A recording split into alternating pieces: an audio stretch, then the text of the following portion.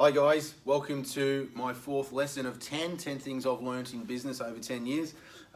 Today's lesson number 4, values. It's been banged on about, it's a big topic for as long as I've been in business and even longer. Values, what are they? Are they just words written on a wall or in an employee handbook?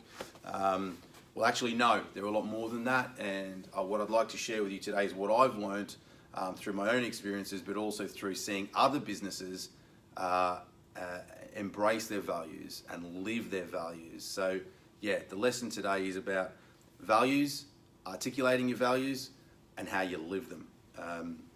And then of course, how you can recruit people to suit those values. So values are largely just words, and they don't tell a story. They don't help people understand what the values are and how they, whether they fit those values. There's a guy who owned a business called Zappos in the US, and he had a business that was the largest shoe retailer, online shoe retailer. He sold his business to Amazon in year 9, I think, for 1.24 billion. When he'd sold it, he was asked as the CEO, what would you have done differently? Is there anything you would have done differently? And the one thing he said was he would set the values and articulate the values year 1 rather than year 5, because from year 5 to year 9 is when they went from 100 million to 1.24 billion.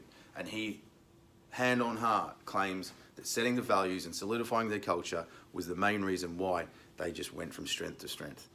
So I'm a true believer in why we're in business, why we do things as people, and it's very, very important for us to buy into what a company does and why.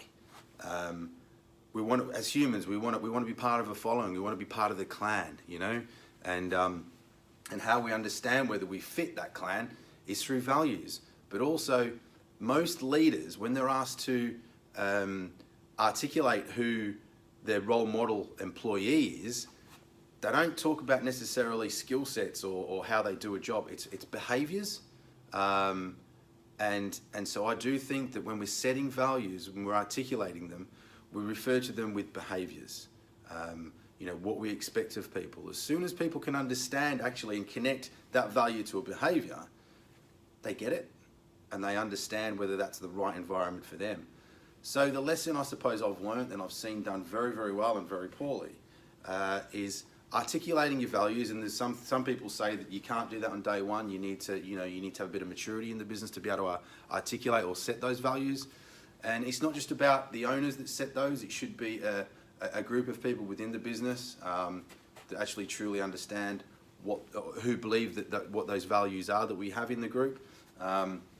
So yeah, setting and articulating those values, connecting them to behaviors, and then allowing your people to live those values is so important in solidifying a culture of a business.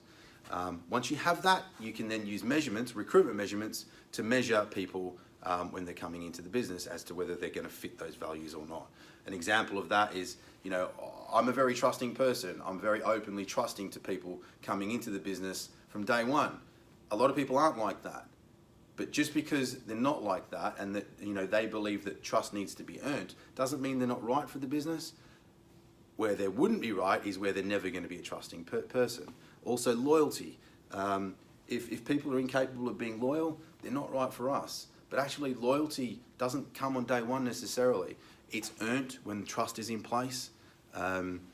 So understand your values, articulate them, connect them to behaviors, and live your values, and then recruit people to match those values.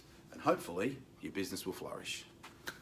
I hope you took something from that. Thanks for listening, and I'll share my lesson number 5 very shortly. Thank you. See you soon.